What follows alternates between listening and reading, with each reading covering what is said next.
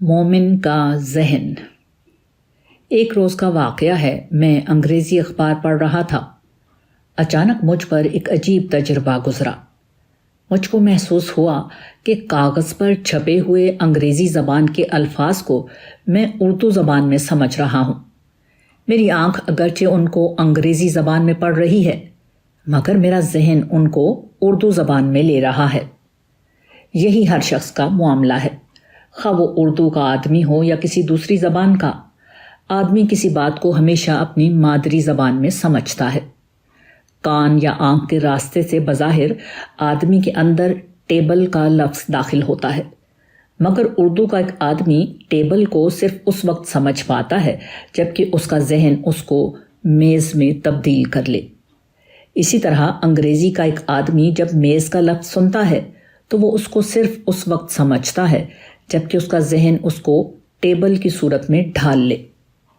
انسانی ذہن کے اندر ایک اجنبی زبان کا لفظ داخل ہوتا ہے، اس کے بعد ایک حیرت ناک واقعہ ہوتا ہے۔ ذہن اس کو ایک انتہائی پیچیدہ نظام سے گزار کر پراسرار طور پر اس کو اپنی مادری زبان میں تبدیل کر لیتا ہے۔ یہ واقعہ تمثیل کے انداز میں بتاتا ہے کہ مومن کا معاملہ اس دنیا میں کیا ہے۔ مومن اس دنیا میں اس طرح رہتا ہے کہ ہر چیز جو اس کے اندر داخل ہوتی ہے وہ فی الفور خدائی حقیقت میں تبدیل ہو جاتی ہے۔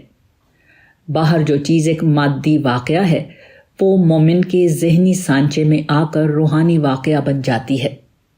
ایک معاملہ جو باہر بظاہر انسانی معاملہ تھا وہ مومن کے ذہن میں داخل ہوتے ہی خدائی معاملے میں تبدیل ہو جاتا ہے۔ ایک دنیاوی چیز مومن کے ذہن میں پہنچ کر اخروی چیز کی صورت اختیار کر لیتی ہے۔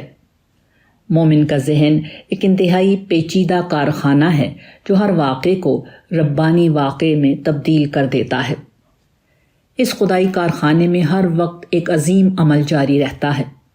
اس کے اندر خام مال داخل ہوتا ہے اور وہ تیار مال بن کر باہر آتا ہے۔ ایک بظاہر بے معنی چیز اس سے گزر کر ایک انتہائی بامعنی چیز کی صورت میں ڈھل جاتی ہے۔ وہی شخص مومن ہے جس کا وجود اس قسم کا ایک ربانی کارخانہ بن جائے۔